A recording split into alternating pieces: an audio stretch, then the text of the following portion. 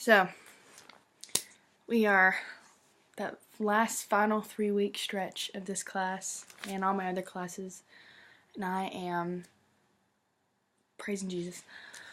So we did, there was a lot of stuff to do this week, I'm not even gonna front. We did the Google Forms, we did the timeline, which was actually kind of hard. I'm not gonna lie, it was kind of difficult.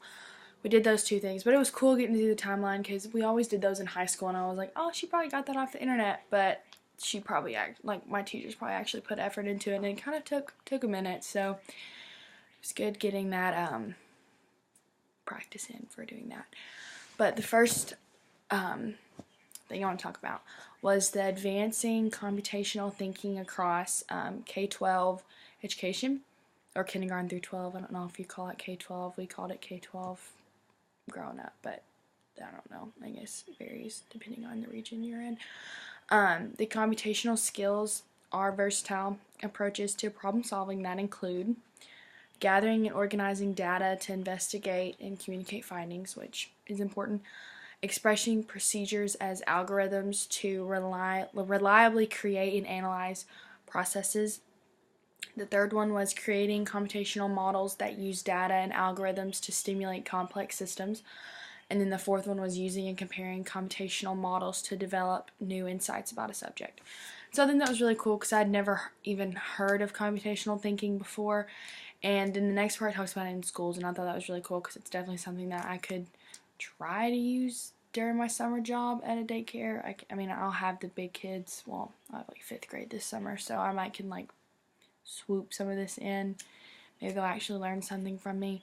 And the second part I want to talk about was computational thinking in schools, and this was where computer science is not yet offered, which we don't offer computer science at all.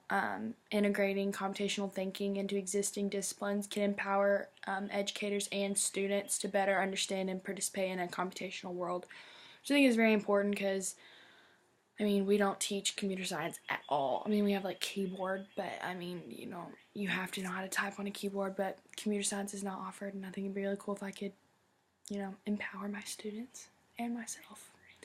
And then third part was it's time to weave computational thinking into K-12.